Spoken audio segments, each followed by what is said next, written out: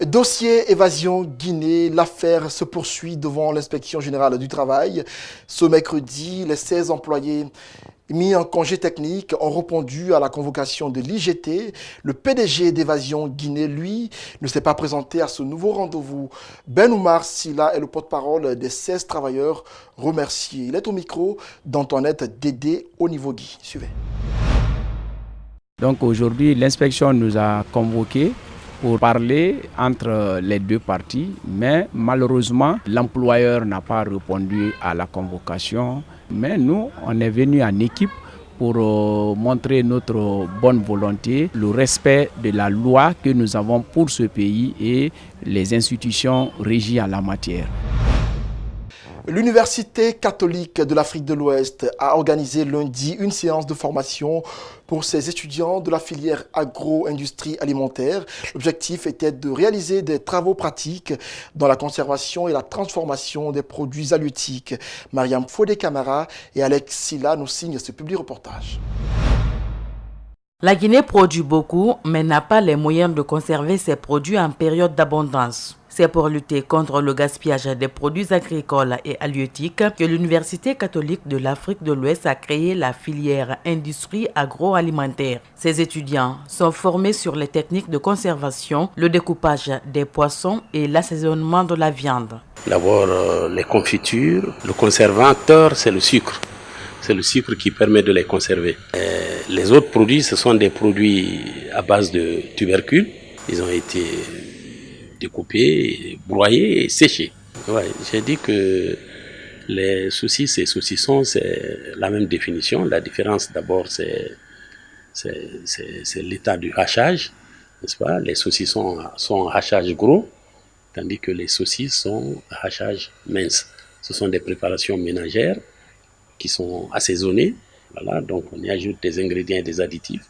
Ensuite, le mélange obtenu, qu'on appelle la farce, est enfoui dans un boyau. L'opération s'appelle embossage. Et après, ce boyau est mis en cuisson, voilà, jusqu'à l'obtention des saucisses. Les étudiants qui suivent depuis plusieurs mois cette formation expliquent les raisons du choix de ce secteur. Si tu vois notre pays actuellement, il y a beaucoup d'aliments qui se gaspillent par défaut de conservation. Donc à travers cette filière et ces formations que nous sommes en train de recevoir dans cette université, je crois relever ce défi-là. J'ai décidé de faire cette formation premièrement parce que ça va me permettre de limiter la pollution de l'environnement. Ça va me permettre de réaliser mon rêve d'entrepreneur. Et ensuite, c'est une façon pour moi d'aider non seulement les agriculteurs et aussi les jeunes. L'UCAO est une université internationale créée par la Conférence épiscopale régionale de l'Afrique de l'Ouest. Sur le continent à présent, en Afrique du Sud, les orphelinats débordent. Environ 3000 enfants sont abandonnés chaque année dans le pays selon la Coalition nationale de l'adoption, un phénomène qui inquiète les organisations de protection de l'enfance. Suivez. C'est l'heure du repas à l'orphelinat Door of Hope de Johannesburg. Ce foyer accueille en ce moment 17 bébés abandonnés, dont l'un tout juste arrivé. La nuit dernière, vers 20h30, l'alarme a sonné. Elles ont regardé l'écran de vidéosurveillance et ont vu qu'il y avait un bébé. Donc elles sont allées le chercher devant la maison. Il est arrivé par la boîte à bébé. C'est ici que le nourrisson a été abandonné. L'association a installé cette boîte il y a 20 ans. Plus de 200 bébés y ont été déposés depuis. Quand il y a un bébé ici, l'alarme va nous alerter dans la maison. C'est comme ça qu'on sait qu'il y a un bébé dans la boîte. En Afrique du Sud, des milliers de bébés sont abandonnés chaque année dans des hôpitaux, des lieux publics ou aux portes des orphelinats. En l'absence de statistiques officielles, les associations estiment qu'environ 3000 d'entre eux survivent. Un phénomène dont l'ampleur reflète la condition des femmes dans l'un des pays les plus inégalitaires au monde. C'est important de se souvenir qu'elles sont elles-mêmes abandonnées. Elles ont été abandonnées par le père de l'enfant, elles ont souvent été abandonnées par leur famille et elles ont été abandonnées par leur communauté et par toute la société. Touli Malangou ne verra pas sa petite fille grandir. En situation précaire, elle a dû faire un choix quand sa fille, encore étudiante, est tombée enceinte. Ensemble, elles ont décidé de faire adopter le bébé en passant par la voie légale, une démarche encore très difficile à assumer en Afrique du Sud. Pour eux, l'adoption, c'est comme jeter son bébé. J'ai choisi de voir les choses autrement, de briser les chaînes. J'ai fait un choix et j'en suis heureuse. Si elle le désire, sa petite fille pourra un jour faire les démarches pour retrouver sa famille biologique. Un choix que n'auront pas les enfants abandonnés dans les boîtes à bébés de Johannesburg. Culture à présent, musique. Il se définit comme un bâtisseur de ponts entre l'Occident et les Afriques. À l'occasion du festival Jazz in Marciac, Manu Dibango revient sur 60 ans d'une carrière exceptionnelle au cours de laquelle il a chassé les fantasmes sur la musique africaine en multipliant les métissages musicaux. Suivez.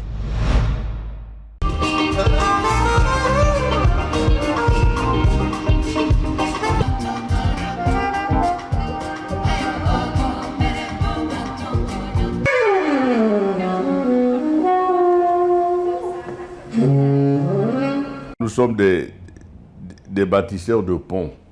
De par nos histoires, 60 ans, ça suppose quand même des ponts énormes entre l'Occident et les Afriques, je dis bien les Afriques. Hein? C'est une chance de toute façon de pouvoir bâtir des ponts entre les deux.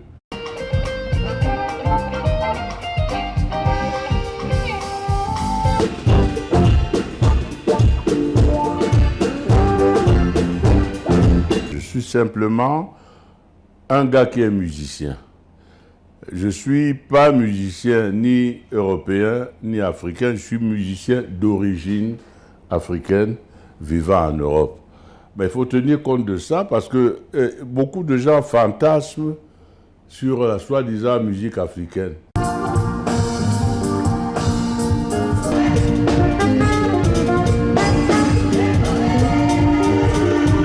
Moi, je me tâte le matin, je dis, tiens, je suis encore en vie. Qu'est-ce que je veux faire aujourd'hui? Mon problème, c'est, quel est mon programme? C'est pas, ah, hier, c'était formidable, machin, la nostalgie. Il y a ça aussi. Mais il y a surtout le fait que chacun a son karma et qu'on n'explique pas toujours. Mais de toute façon, c'est un ensemble de choses, c'est une addition de beaucoup de bonnes et mauvaises choses. Parce que les deux vont ensemble, évidemment. Hein. Je veux dire, il faut faire face à l'échec comme il faut faire face au succès.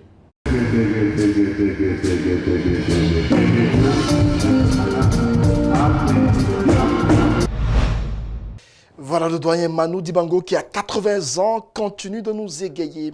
Sport pour clore ce journal, le tournoi de tir à l'arc dénommé le Grand Prix international d'Abidjan s'est achevé ce mardi. Dans cette compétition, la Guinée a obtenu 2 médailles d'argent et 1 en bronze. Au classement général, elle vient en 2e position derrière le pays hôte, la Côte d'Ivoire, qui brille avec de l'or. Reportage de notre envoyé spécial Abdoulaye Sadio Diallo.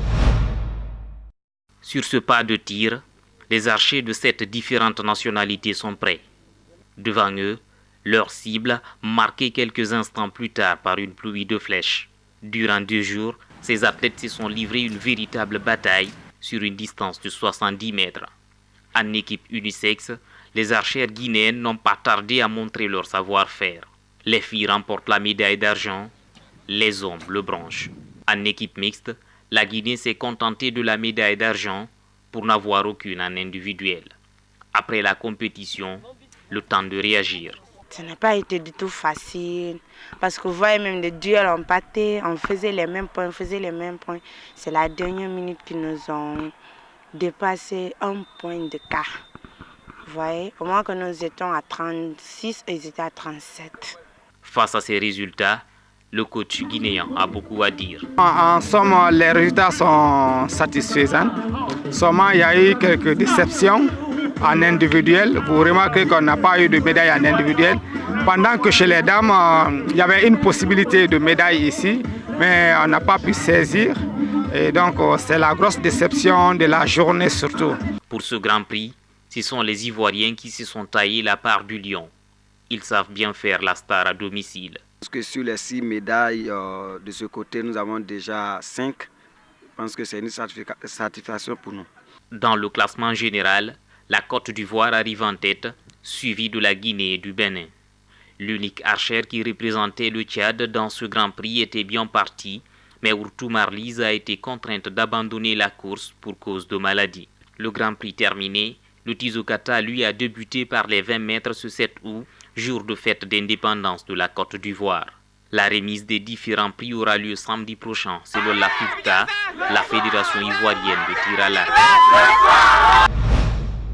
Voilà, c'est la fin de ce journal réalisé par toute l'équipe de la rédaction et celle technique d'Espace TV. Merci à tous ceux qui l'ont suivi. Au revoir.